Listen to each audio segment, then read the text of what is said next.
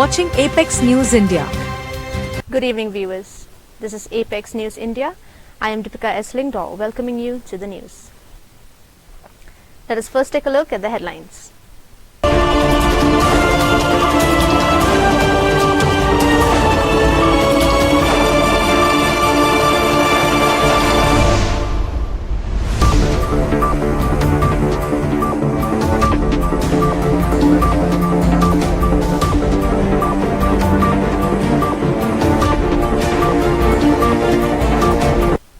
And now the news in detail. Deputy Chief Minister in charge Home Police, Prestone Tinsong, has directed the state police to take strict action against individuals who misuse symbol of authority without proper authorization. We have given the instruction to the police headquarters as well as the SPs to go all out to see people who illegally use, be it black tinted glasses, or be it the siren, or be it anything which is not as per prescribed regulation as per the government, Tinsong told reporters on Tuesday. His statement came following the recent arrest of people for impersonating as law enforcement personnel and seizure of air guns from their possession. Regarding claims that one of the accused might contest an election, the Deputy Chief Minister expressed skepticism, stating that he doesn't believe the statement and is unaware of such source. "I don't know from where you get that source. I was also trying to ask my colleague politician whether you are close to this man or not, but nobody knows at all. Therefore, don't just come to a conclusion with the statement made by anybody I don't know. What I am trying to tell you, no matter what, whether you are close with A, B, C or D who is in power, but you have to go as per the prescribed norms, as per the prescribed rules," he stated. That source. I was also trying to ask my colleague, even politician, whether you are close to this man or not. But nobody knows at all. So therefore, don't just again come to a conclusion with that statement made by anybody. I don't know. But what I'm trying to tell you is, no matter what, whether you are close with A or B or C or D who is in power, but you have to go as per the prescribed norms, as per the prescribed rules. Coming to Jaya incident, why the police did not file any FIR even after the... No, ultimately, because see, this issue, you need to also understand one thing. Since we are jointly coordinated ourselves with the local authority, meaning with the local community over there, and then we had a discussion, we discussed, and then we ultimately resolved the issue amicably. So therefore, it's not necessary that we should file the FIR or they should file FIR, because ultimately, I said so, jointly from the police side, along with the community headman, they were also part of this mission. Coming to the drive against, some pressure groups are initiating drive against illegal migrants. Thereby, some cases of harassment can also be there. Yeah. So, what is the stand of the government? No, the stand of government is very, very clear. Whoever trying to check the documents of friends, maybe the interstate laborers coming into our state, we welcome them, but at the same time they need to make sure that they possess the required documents as laid down by the Act from time to time. Number two, of course, I've seen a number of pressure groups. Sometimes they went to the site and then checked, and then ultimately they found out that some of them they don't possess that required document. So it seems what they said, please go and collect and bring the document. So I think that is okay. But if they go beyond that, suppose the pressure group, if they go beyond that by threatening or by torturing them, whatever, I think that law does not allow. Meghalaya is facing a deficit of about 67,500 jobs in the government sector, prompting the administration to chalk out a plan to address the challenge, the Assembly was informed on Tuesday. Chief Minister Conrad K. Sangma said that around 70,000 youth become eligible to join the workforce every year, but the government can provide only 2,000 to 2,500 jobs annually. Meghalaya Chief Minister Conrad K. Sangma's statement, there is a deficit of around 67,500 jobs in the government sector, which is why the government is coming up with a holistic plan to cater to the 70,000 youth eligible to join the workforce, Sangma said. identified, and obviously we guide them in those areas, and we do look at ensuring that guidance is given to them even when it comes to the government service. So therefore it's all part of it. But sir, I do take this opportunity to also again mention to the House and to the citizens at large that we do roughly, on a rough estimate, depending on the particular year, about an average of about 70,000 people are being eligible to join the workforce every year. 70,000. And this is year on year, sir. And therefore, when you look at the kind of government jobs that are available, roughly, right now, sir, we're doing a recruitment of close to about 7,000 vacancies, which have been there for the last 20 years. All of that is being covered, and about 7,000 vacancies are being, recruitment processes going on in one board or the other. But on an average, sir, on an annual basis, again, depending on the retirements that take place, not more than 2,000 posts. So maybe even if you include all the other casual posts, maybe not more than 2,500 posts will be available at the government level for our youngsters. So it's quite limited compared to a workforce of 70,000 plus people who will be joining or eligible to join the workforce every year. So there is a deficit of about 67,500 jobs for us, and that is really the challenge that we faced. And that's where we came out with this entire idea of ensuring that this growth story must be linked to job creation, and private sector will have to play a very crucial role. So where I appreciate the Honorable Leader of Opposition's suggestions, and we've taken the suggestions and we are already working on most of them, sir, I just thought it's good to just mention to the House that at the end we will need to see the growth in the private sector to be able to actually cater to the need of about 67,500 youths every year who will be eligible to join the workforce. And that's the reason why we are coming up with a more holistic plan. And this career guidance and career program that we have, counseling program that we have of career advisors, is also part of the overall larger plan that we have. Deputy Chief Minister in charge Home Police Preston Tinsong on Tuesday assured the government in treating the case of a missing 6-year-old girl from Upper Rajasimla village in North Garo Hills with utmost seriousness. The matter continues to be accorded highest priority, and every possible effort is being made to bring the child back to her family and ensure justice is served, Tinsong said in his reply to a zero-hour notice raised by Kharkutta legislator Rupert Momin in the Assembly. He informed that the police and multiple agencies have been working tirelessly to find the girl and uncover the circumstances of her disappearance. The girl went missing on July 18, 2025 at around 1:30 p.m. while her parents were away working under the MGNREGA scheme. A missing person report was filed by the girl's father at the Kharkutta police station and an investigation was launched. The police, along with various agencies and the community, have been conducting an intensive search operation. Multiple teams, including the Special Force, Search and Rescue Team, Fire and Emergency Services and a K9 unit have been deployed to scan the area. Drones have also been used to cover difficult terrain. The Deputy Chief Minister stated that one individual has been arrested in connection with the case and several leads are being pursued. As part of the investigation, several leads have been pursued, including the possibility of outside involvement. The police have also coordinated with Assam Police to verify related inputs, including inquiries with scrap dealers and other potential suspects. One individual has been arrested in connection with the case.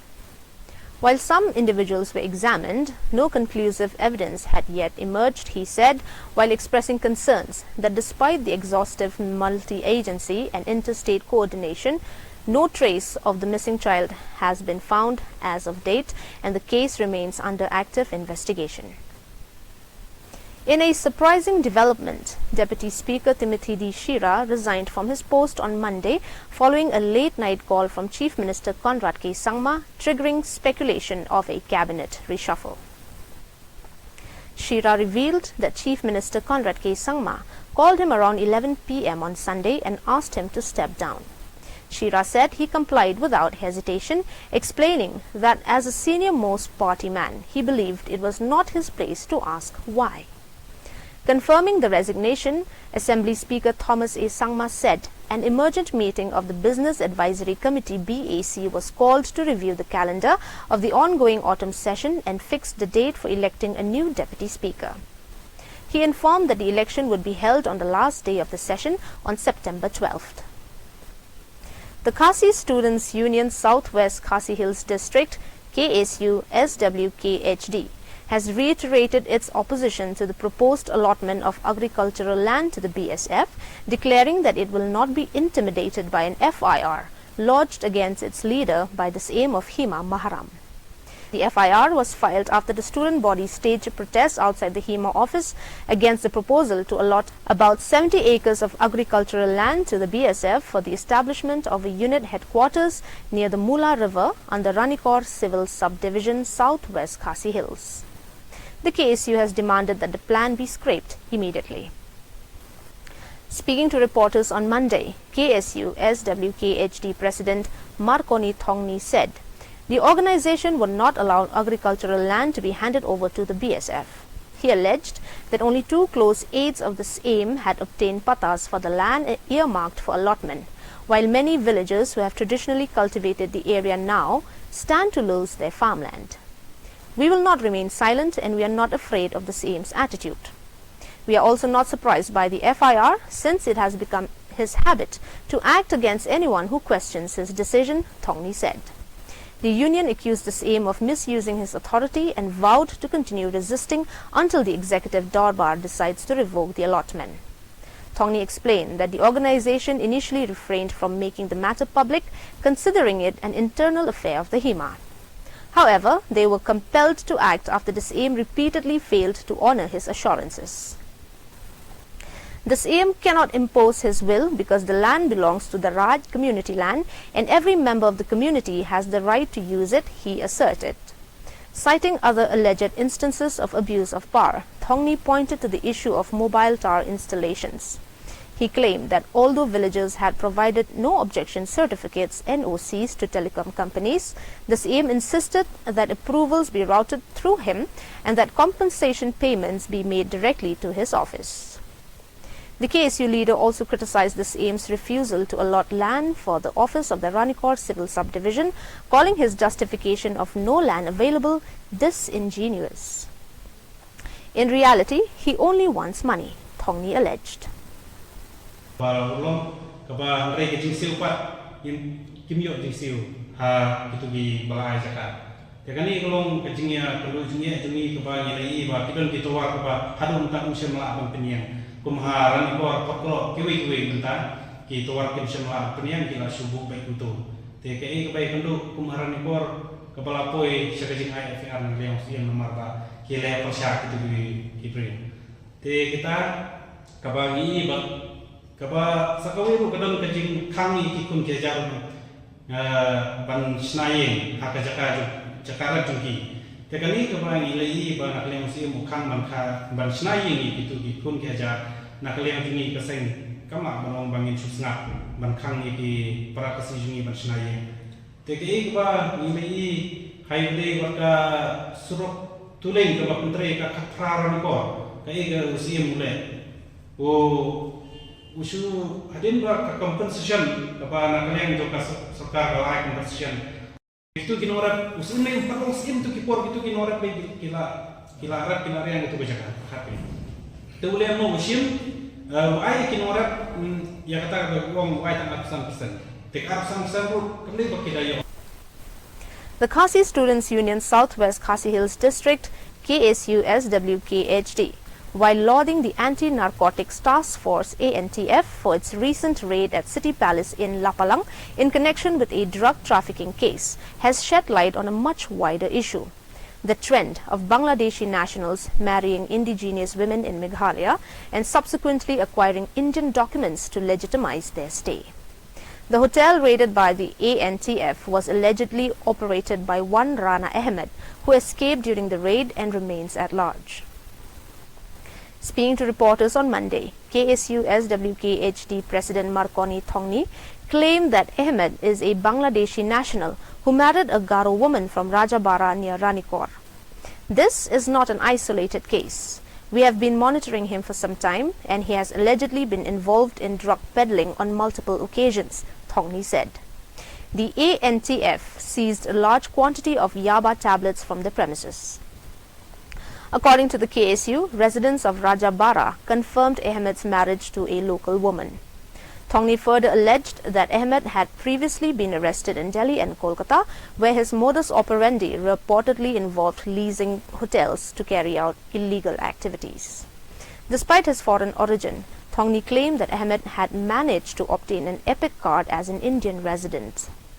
The KSU expressed concern that the district administration is aware of his background but has failed to act. Urging the state government to take stringent measures, the KSU stated, "We call upon the authorities to act decisively on information regarding Bangladeshi nationals residing illegally."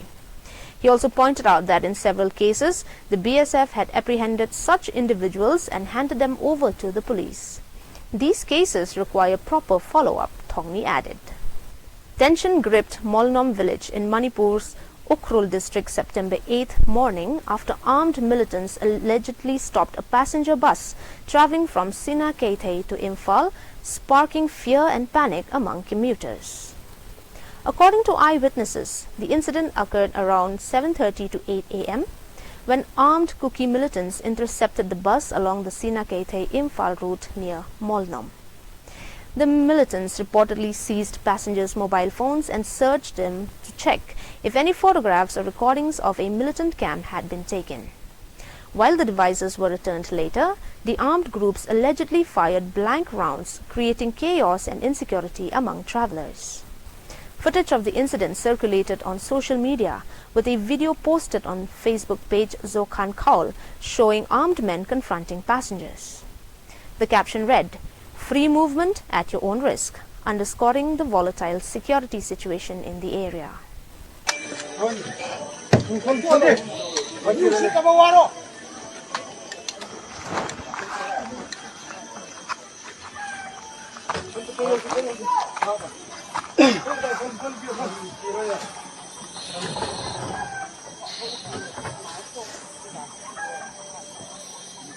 Silchar police have registered cases against 2 individuals for allegedly posing as qualified medical practitioners and treating patients without valid credentials. The investigation was launched following complaints from Dr. Abhijit Niyog, Anti-Quackery Vigilance Officer of the Assam Council of Medical Registration (ACMR).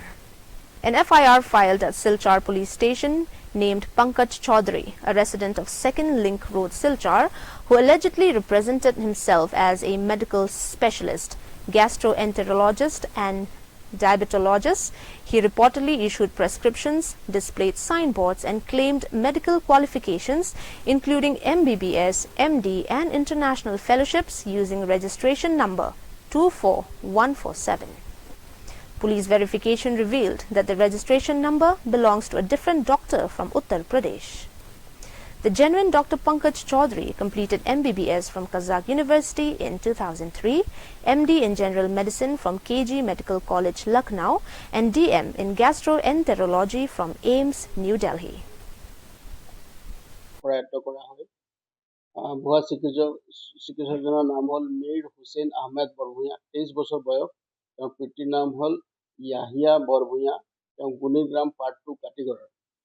এই ল'ৰাজনে 23 বছৰীয়া ল'ৰাজনে যোৱা 3-4 দিন ধৰি 3 দিন ধৰি তেওঁ শিলচৰ চিকিৎসা মহাবিদ্যালয়ৰ তেওঁ ভুৱা চিকিৎসক হিচাপে আহি OPD ডিপাৰ্টমেণ্টত বহিৰ্ভাগ ডিপাৰ্টমেণ্টত তেওঁ বহি তেওঁ কিছু পেচেণ্ট চাই আছিল। গতিকে যোৱা 2 দিন তেওঁ কোনেও ধৰিব নোৱাৰিলে। আজি পুৱাই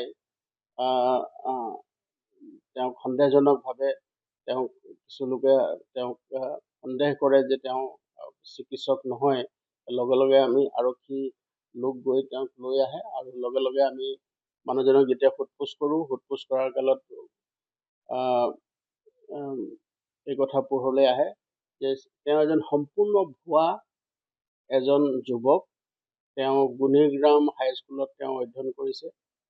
তেওঁ বৰ্তমানলৈকে জনোৱা মতে তাৰ পৰা তেওঁ মেট্ৰিক পাছ কৰিছে আৰু তেওঁ আহি এই তেওঁ যিটো ষ্টেথিস্কোপ তেওঁ ব্যৱহাৰ কৰিছে সেইটো অনলাইন যোগে তেওঁ মঙাই লৈছিলে আৰু সেই ষ্টেথিস্কোপটো তেওঁ ব্যৱহাৰ কৰি ইয়াত শিলচৰ মেডিকেল কলেজত After demonstration forced Nepal Prime Minister KP Sharma Oli to resign from office, all eyes are now on Kathmandu Mayor Balendra Shah, popularly known as Balin, with online campaigns encouraging him to take the lead as the next Prime Minister. The week-long protests with Gen Z at the forefront intensified after the government banned 26 platforms, including Facebook, Instagram, YouTube and X. The unrest turned deadly on Monday when police cracked down, killed at least 19 people and injured hundreds nationwide. In Kathmandu alone, 18 protesters were killed, many of them students in college and school uniforms. Amid the upheaval, rapper turned politician Mr. Shah voiced solidarity with demonstrators. In a Facebook post, the Kathmandu mayor said that while he could not attend due to the age gap set by the organizers, who defined Gen Z as under 28, he believed it was necessary to hear their voices. Well, dear viewers, that is all we have for you today. Until we meet again, thank you for watching.